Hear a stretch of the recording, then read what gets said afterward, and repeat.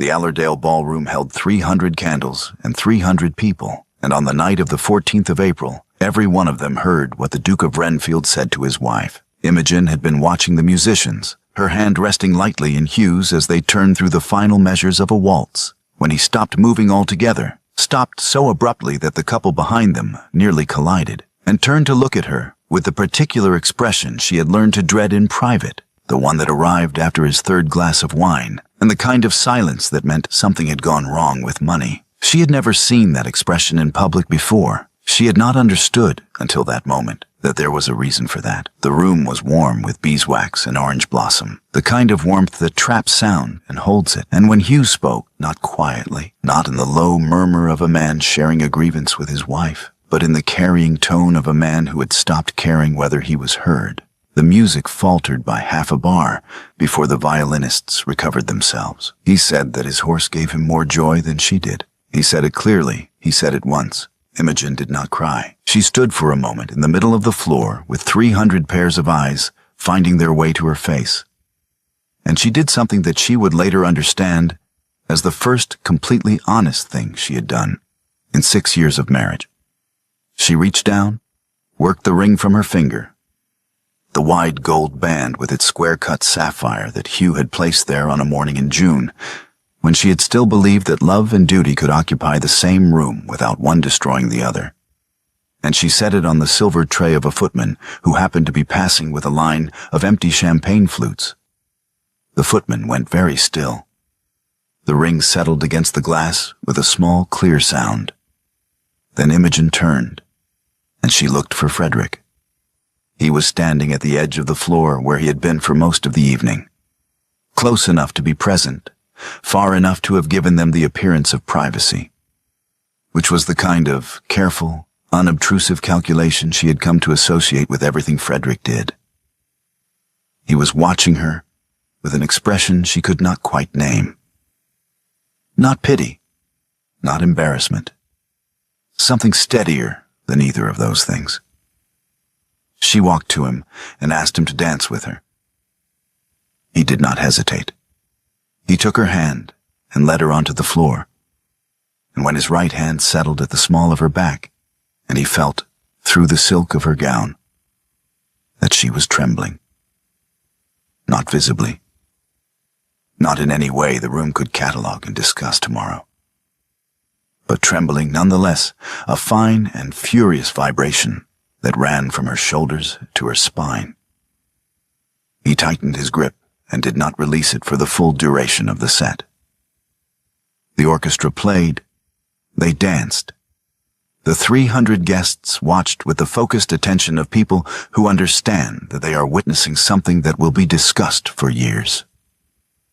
Hugh walked out. He did not say anything further.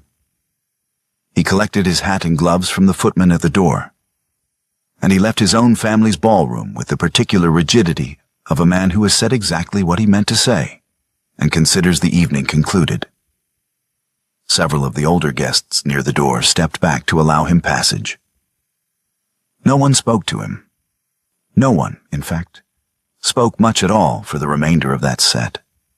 And when the music finally ended and Frederick brought Imogen to a stop near the tall windows that overlooked the garden, she released his hand and stood very straight and looked out at the dark without turning around. "Thank you," she said. "You don't need to thank me," Frederick said. "I know," Imogen said. "I'm thanking you anyway."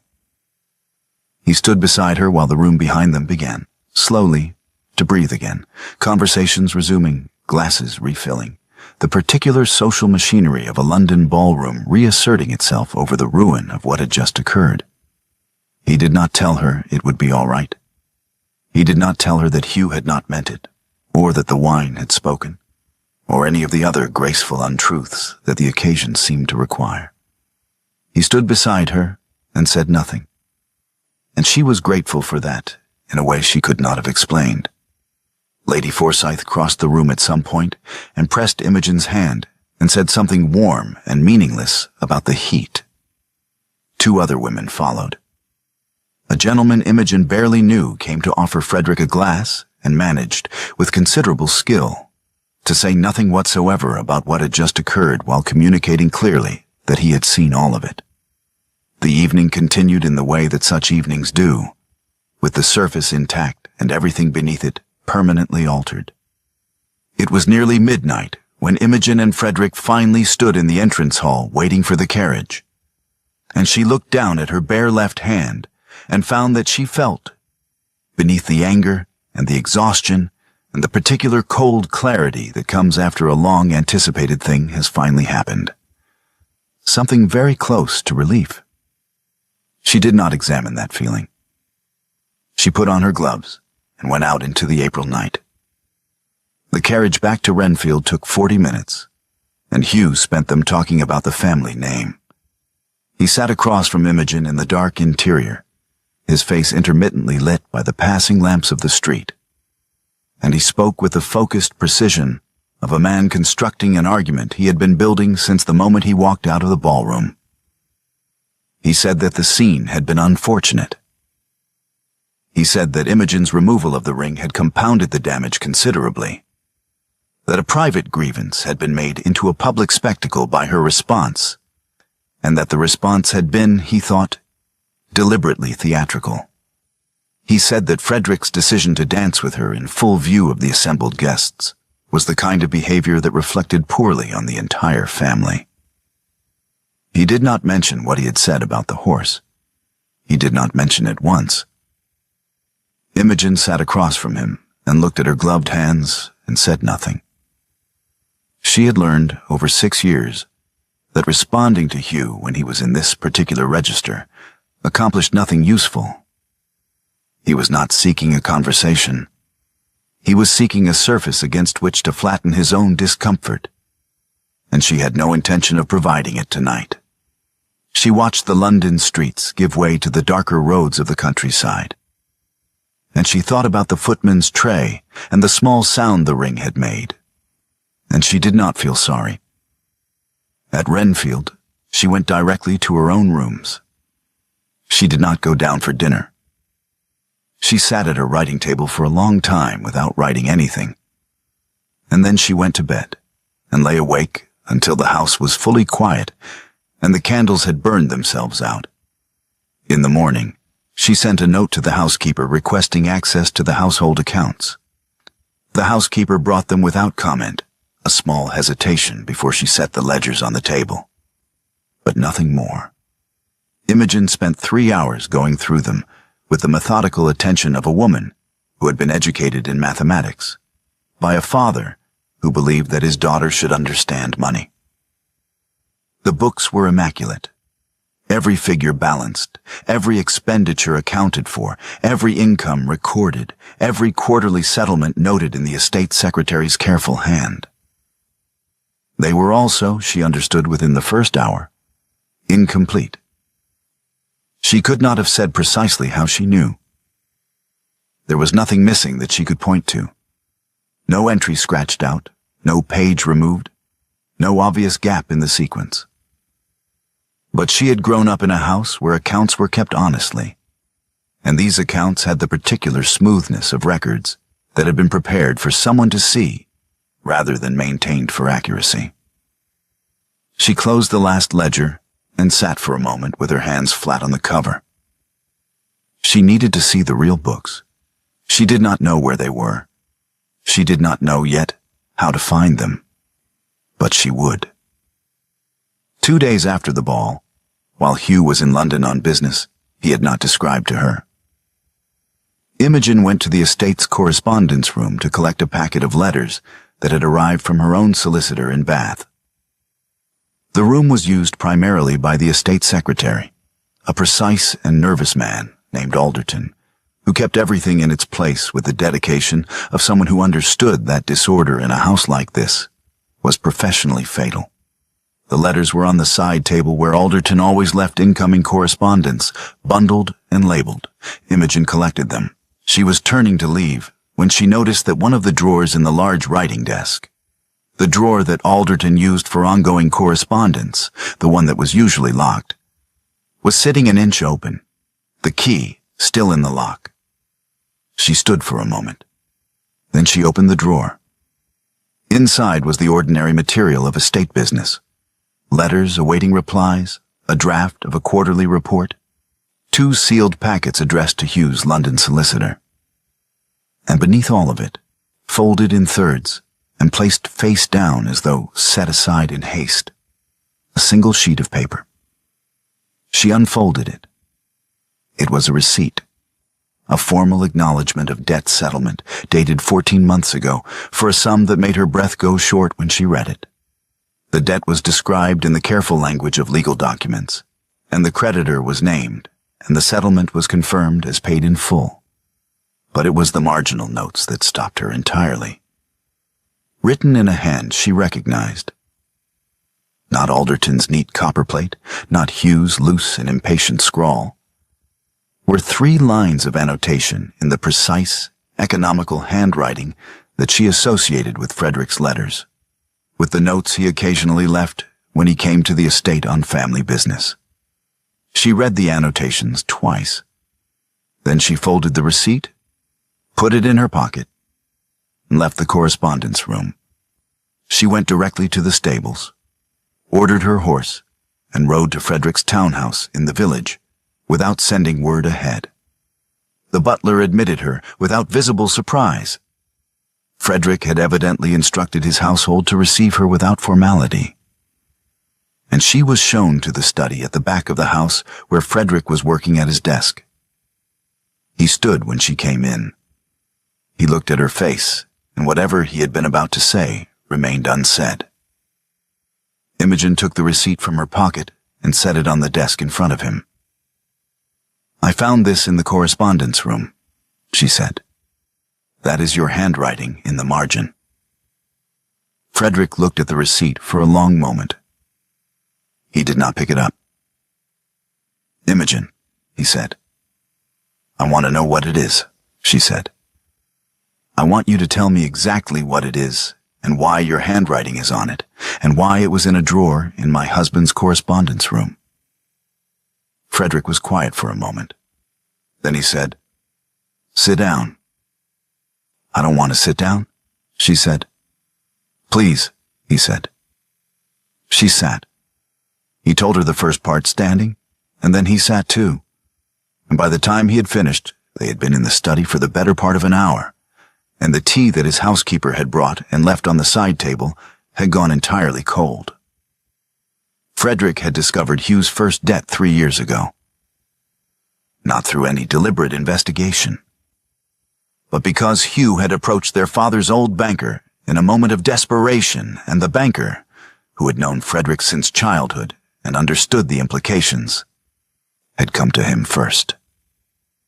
The debt was substantial. The estate was 40 days from a default that would have required the public sale of Renfield's eastern farmland and triggered a review of the entire dukedom's financial position. Frederick had paid it. Without telling Hugh? Imogen asked. "I told Hugh that I had spoken to the bank and that the matter was resolved," Frederick said. "I did not tell him how. He did not ask." "And the second time?" 8 months later, a different creditor, a gaming debt this one, which was... Frederick paused. More difficult to manage quietly. "And the third?" 14 months ago. That is the receipt you found." Imogen looked at the paper on the desk between them. "How much, altogether?" Frederick told her. The number was large enough that she sat with it for a moment before she could speak. "And Renfield's books," she said slowly. "The books I was given to look at?" "Were prepared for you to see," Frederick said. "Yes. By Alderton. Alderton follows instructions. He is not the source of the problem." "No," Imogen said. "The source of the problem is my husband." She looked up at Frederick. "Why didn't you tell me? Any of it? Why didn't you come to me 3 years ago and tell me what was happening?" Frederick was quiet for a moment, and she watched something move across his face that she could not entirely read. "My father asked me, before he died, to watch over you," he said. Those were his words. Watch over her. I understood that to mean. He stopped. I thought it meant keeping the estate solvent, keeping the damage contained. I thought that was what protecting you required. And now? Imogen said. Now, Frederick said. I think it meant something else entirely. And I think I have been doing it wrong for 3 years. He reached into his desk and unlocked the lower drawer. He set a file of documents on the table in front of her. Thick, ordered, each paper dated and annotated in that same precise hand. Everything, he said. All of it. From the beginning. Imogen pulled the file toward her and began to read. 2 mornings after her visit, Frederick came to Renfield at dawn. He had not announced himself, and he had not expected to find Hugh in the stables at that hour. Hugh was not, in Imogen's experience, a man who rose before 8. But the head groom told him the Duke had been there since first light. And Frederick found him in the far stall with the grey gelding that Hugh had, at a London ball 2 days ago, publicly declared his primary source of joy. The horse was a good one. Frederick acknowledged that at least, as he came to a stop at the stall door and waited for Hugh to look up. Hugh turned. He had the particular stillness of a man who has been expecting a conversation he does not want to have, and has decided to get through it by refusing to be the first to speak. You came to discuss the ball, Hugh said. I came to discuss the debt, Frederick said.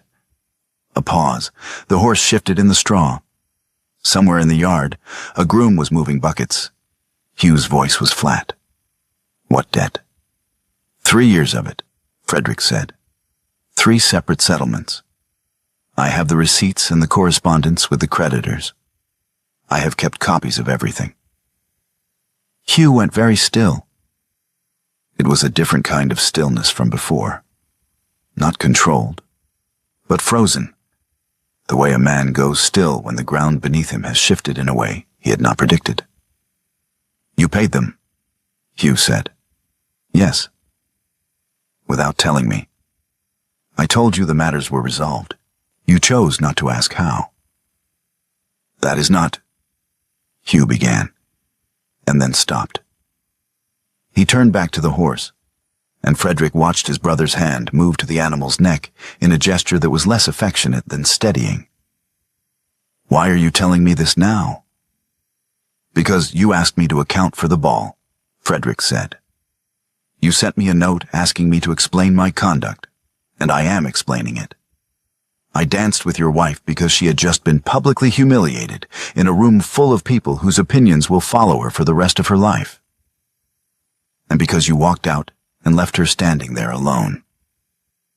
The dance was the first honest thing that has happened in this family in a long time. I am not apologizing for it. Hugh turned around. You have been paying my debts for 3 years without my knowledge when you are standing here talking to me about honesty. I kept a secret to protect this estate and the people living on it, Frederick said. That is different from what you said at the ball, and you know it is. She is my wife. She is also a woman who has spent 6 years managing your moods in private, and has never once, not once, said a word to anyone about what that has cost her. And the first time she does anything in public that is not the performance of a happy marriage, you want to discuss damage to the family name. Frederick kept his voice level. I am not interested in that conversation, Hugh. I am telling you what I know about the debt, because you will need to know it before long, and I would rather you hear it from me. Hugh said nothing. His jaw was set and his eyes had the particular brightness of a man who is furious and cannot find the form his fury should take. Get out of my stables, Hugh said. Frederick left. That afternoon he rode to Imogen's rooms in the village. She had taken a small house there 2 days after the ball, without explanation and without drama. And he told her what had been said. She was already at the table when he arrived, her coat still wet from the ride she had taken that morning. And when he finished, she was quiet for a moment. And then she reached across the table and drew the file of documents toward her and removed her gloves. Frederick lifted her coat from the back of the chair and hung it by the fire without either of them remarking on it. Then he sat across from her, and they worked through the documents together until the light failed. 10 days after the ball, Frederick was at the offices of his contact at Lincoln's Inn, a solicitor named Graves, who had handled Frederick's personal affairs since his father's death. When Graves set a preliminary application on the table in front of him and asked whether he had seen it. Frederick had not. He read it twice. Then he set it down. The application was filed in Hugh's name. It challenged the trust structure that Imogen's father had established to protect her dowry. Not on the substance of the trust, which was legally sound, but on a narrow procedural ground concerning the attestation of a single witnessing clause in the original instrument. It was the kind of technical challenge that had a modest chance of success precisely because it was modest. Quiet enough that it might be reviewed and approved before anyone thought to contest it. And if it succeeded, the trust's enforceability would be suspended pending a full review, during which Hugh's creditors would have access to arguments they currently did not. Graves was watching him. The application was filed 4 days ago, Graves said. You have perhaps 3 weeks before it reaches a reviewing officer. 3 weeks, Frederick said. If you wanted to warn your brother that you had found it, Graves said carefully, that would be one course. Frederick looked at the application on the table. He thought about Hugh in the stable, his hand on the horse's neck, his face when he understood that Frederick had known about the debts for 3 years. He thought about Imogen at the table with her gloves off and her coat still wet, reading documents with the focused attention of a woman who had decided, finally, to understand the full shape of the thing she was living inside. I'll need a copy, Frederick said, and I'll need to know who can write the counter-argument. That evening, he went to Imogen's house and laid the petition on the table in front of her. She read it without speaking. When she finished, she set it down and looked at him. He filed this 4 days ago, she said. Yes. While we were going through the accounts together. Yes. Imogen sat back in her chair. He knows what we've been doing. He suspects, Frederick said. He doesn't know how much I've told you. Then we need to move before he finds out. She looked at the petition again. You know the counter-argument? I do, Frederick said. The attestation clause is technically irregular, but the irregularity was standard practice in the year the trust was drawn. There are 6 comparable instruments from the same period that would establish that. I can write the affidavit myself.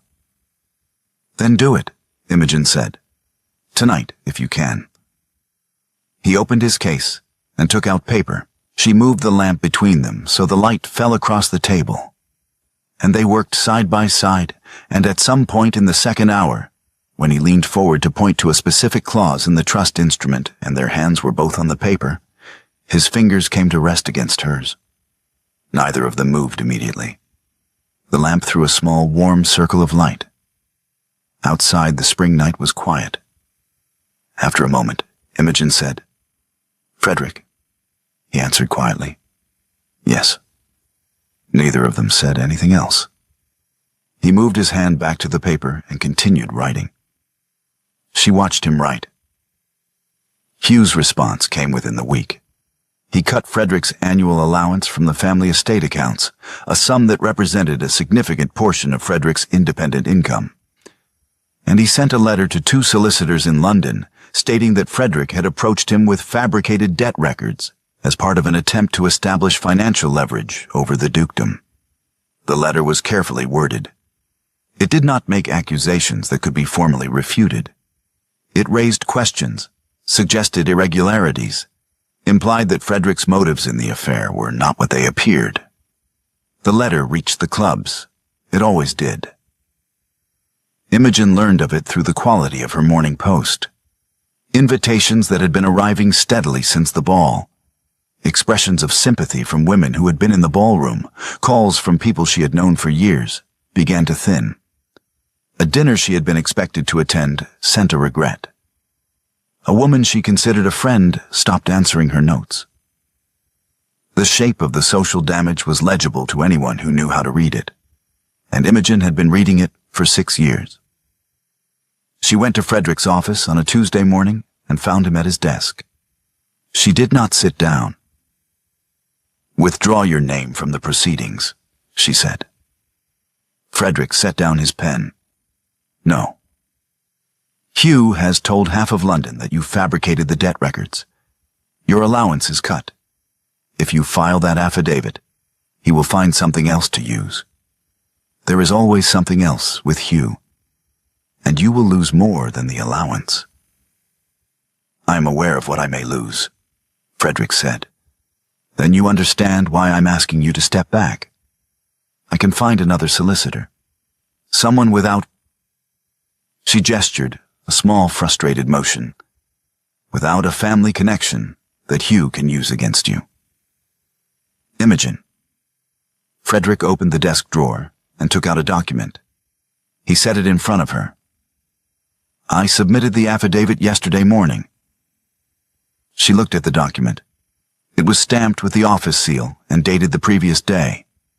Her name was in the first paragraph. His signature was at the bottom. "You already filed it," she said. "Yes." "Before I came here today." "Before you came here today," he said. "Before you could ask me not to." She stood looking at the affidavit for a long moment. Then she sat down in the chair across from his desk and pressed her fingers briefly to her forehead and said nothing. "The hearing is in 9 days," Frederick said. "Graves has confirmed the counter-argument. The 6 comparable instruments are in evidence. Hugh's application is technically weak. He knows it is technically weak, which is why he needed it to proceed quietly." He paused. "It will not proceed quietly." "No," Imogen said. "It won't." She looked up at him. "You understand that after this, whatever happens at the hearing, he will not, you and Hugh will not." "I understand that," Frederick said. "He is your brother." "He is my brother," Frederick said. "And I made a promise to my father that I have been interpreting incorrectly for 3 years. I am not going to keep interpreting it incorrectly because it is more comfortable." Imogen was quiet for a moment. Then she said, "What did your father actually mean, do you think, when he asked you to watch over me?" Frederick considered this. "I think he meant that Hugh would need managing," he said. "And I think he believed I was the only person in the family who could be trusted to do it honestly.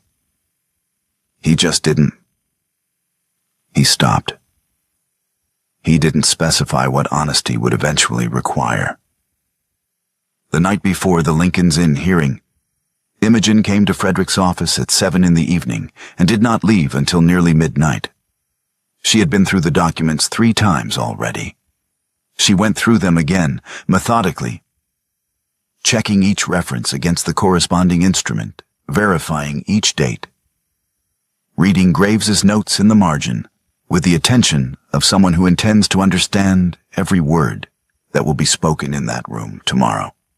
Frederick worked beside her, answering her questions, and the hours passed with the particular quality of time spent in genuine, shared purpose, neither slow nor fast, simply present. At some point after 10 o'clock, she set down the last document and looked across the desk at him. "Are you certain?" she asked. "Not about the legal argument. I know you're certain about that. About the rest of it. About what this does to your relationship with Hugh." Frederick did not answer the question directly. He reached across the desk and took her hand and held it. Simply held it, her hand in both of his, with no ceremony and no explanation. And after a moment, she stopped pressing him for an answer, because the answer was already there in the steadiness of his grip and the fact that he did not let go. They sat without speaking while the candle on the desk burned down to a stub and the fire settled in the grate. Outside, the London street was quiet. Somewhere nearby, a church clock struck 11. "You should sleep," Frederick said. "So should you," she said. Neither of them moved for another few minutes. Then she withdrew her hand, not sharply, but gently, the way you set down something you intend to pick up again, and gathered her things and went home. In the morning, she arrived at Lincoln's Inn at 9 o'clock with her own solicitor, a methodical man named Hartley, who had handled her family's affairs since before her marriage. Frederick was already there, seated in the antechamber with Graves, his case open on the bench beside him. He stood when she came in. Their eyes met and something passed between them that Hartley was careful not to notice. Hugh had expected a private negotiation. He arrived at the hearing room with his own solicitor and the quiet confidence of a man who has filed a modest technical application and anticipates a modest technical resolution, perhaps some adjustment to the trust's administrative structure, perhaps a negotiated agreement that would give him access to a portion of the capital, without the full review he actually needed. He had not expected to find his brother already seated across the table. He stopped in the doorway. Frederick was seated beside Graves, his affidavit in a folder before him, his expression composed and entirely unreadable. Imogen was at the far end of the table with Hartley, her back straight, her hands folded, wearing the dark blue she had worn to every significant occasion since Renfield. She did not look at Hugh when he came in. She looked at the presiding officer. Hugh sat down. His solicitor set out his papers. The presiding officer, a gray and careful man named Whitmore, who had been at Lincoln's Inn for 30 years and had seen most things, looked around the table and asked whether all parties were ready to proceed. Graves spoke first. He outlined the counter-argument with precision. The attestation clause was irregular in the narrow technical sense that Hugh's application alleged. But the irregularity was characteristic of trust instruments drawn in that period. And he had 6 comparable instruments in evidence demonstrating that the form had been accepted as legally valid in each case. The challenge had no substantive merit. Then Frederick spoke. He did not speak as a solicitor. He spoke as himself, in the direct and measured way that Imogen had come to understand as the register he used when he had decided to stop being careful. "I want to state for the record," Frederick said, "that I have made 3 debt settlements on behalf of the Duke of Renfield over the past 3 years, totaling the sum set out in Exhibit 4. I made those settlements without the Duke's knowledge of the source of the funds. I did so because my father, before his death, asked me to watch over the Duchess of Renfield, and because I understood at the time that keeping the estate solvent was the most direct way of doing that." He paused. "I no longer believe that. I made a promise to a dying man, and I spent 3 years allowing that promise to mean that I would shield my brother from the consequences of his own financial decisions. I am not willing to allow it to mean that any longer. The trust that the Duchess's father established exists precisely because he understood that this situation was possible. I will not allow a procedural challenge to undermine what he put in place to protect her." The room was quiet. Whitmore looked at Frederick for a moment. Then he looked at Imogen. "The Duchess's counsel wishes to respond," Whitmore said, with the slight correction of a man who had noted the ring's absence. Imogen did not raise her voice.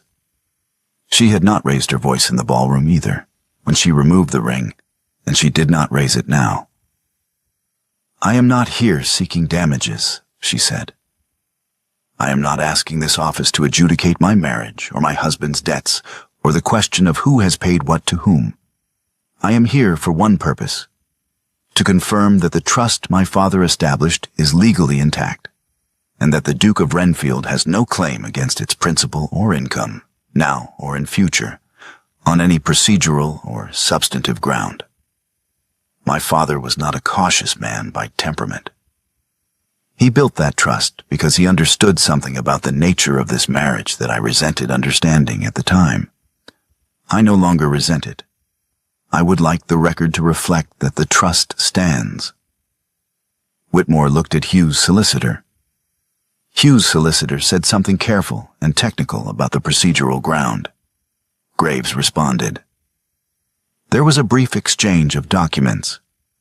Whitmore reviewed the 6 comparable instruments with the focused attention of a man who has already formed a view and is confirming it. The application was denied. Hugh accepted a restructured arrangement, his debts formally acknowledged, the estate placed under the supervision of a court-appointed trustee who would oversee the financial management of Renfield for a period of 3 years.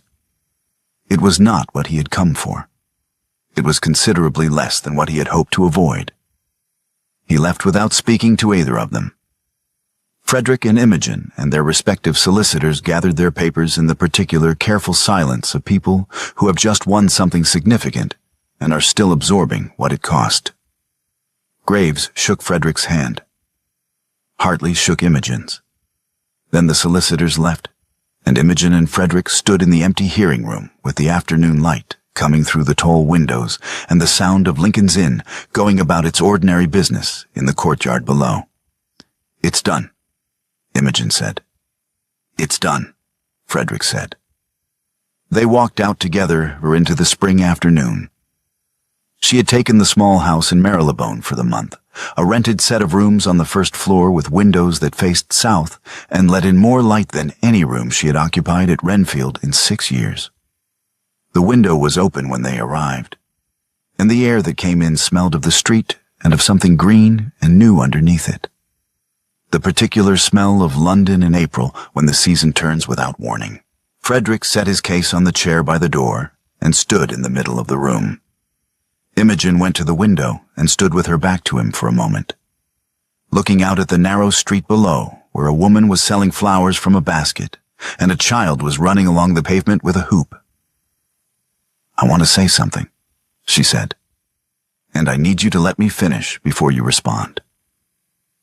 He said simply, "All right." She turned around.